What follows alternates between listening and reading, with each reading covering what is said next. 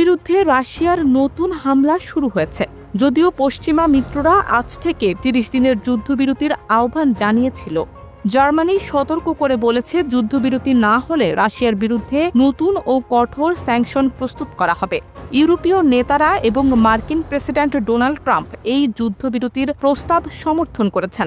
তবে রাশিয়া এই আহ্বান উপেক্ষা করে ড্রোন হামলা চালিয়েছে, যা ইউক্রেনের আকাশ প্রতিরক্ষা ব্যবস্থা প্রতিহত করেছে।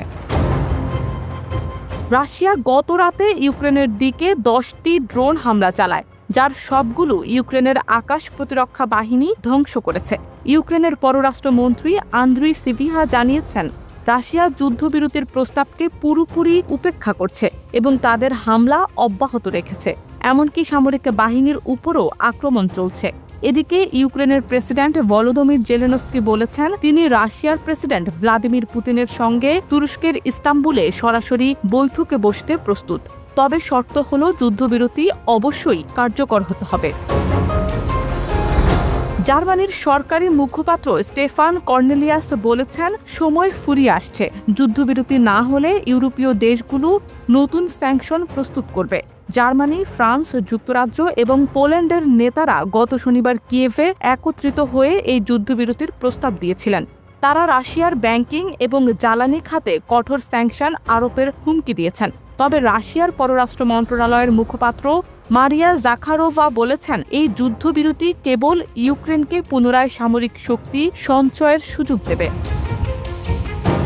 রাশিয়ার প্রেসিডেন্ট পুতিন ইউরোপীয় নেতাদের যুদ্ধবিরতির আহ্বানকে অগ্রহণযোগ্য বলে প্রত্যাখ্যান করেছেন। তিনি বলেছেন, যুদ্ধবিরতির আগে সংঘাতের মূল কারণ নিয়ে আলোচনা প্রয়োজন। রাশিয়ার দাবি, ন্যাটোর পূর্ব দিকে সম্প্রসারণ এই সংঘাতের অন্যতম কারণ। এদিকে ইউক্রেনের সামরিক মুখপাত্র ভিক্টর ত্রেহুব্বো জানিয়েছেন, রাশিয়া পূর্বাঞ্চলীয় ফ্রন্ট লাইনে কয়েক ডজন হামলা চালিয়েছে। আন্তর্জাতিক সম্প্রদায় এখন রাশিয়ার পরবর্তী পদক্ষেপের দিকে তাকিয়ে আছে। ইউক্রেন রাশিয়া সংঘাত এখন একটি সংকটপূর্ণ মোড়ে পৌঁছেছে। ইউরোপীয় নেতাদের হুঁশিয়ারি এবং ট্রাম্পের মধ্যস্থতার প্রস্তাব সত্ত্বেও রাশিয়ার অবস্থান অপরিবর্তিত রয়েছে। যুদ্ধবিরতি না হলে নতুন স্যাংশন এবং ইউক্রেনে অস্ত্র সরবরাহ বাড়ানোর পরিকল্পনা ইতোমধ্যেই আলোচনায় রয়েছে।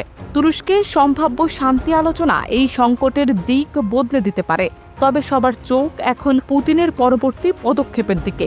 বিশ্বজুড়ে শান্তি প্রতিষ্ঠার এই প্রচেষ্টা কতটা সফল হবে তা সময়ই বলে দেবে।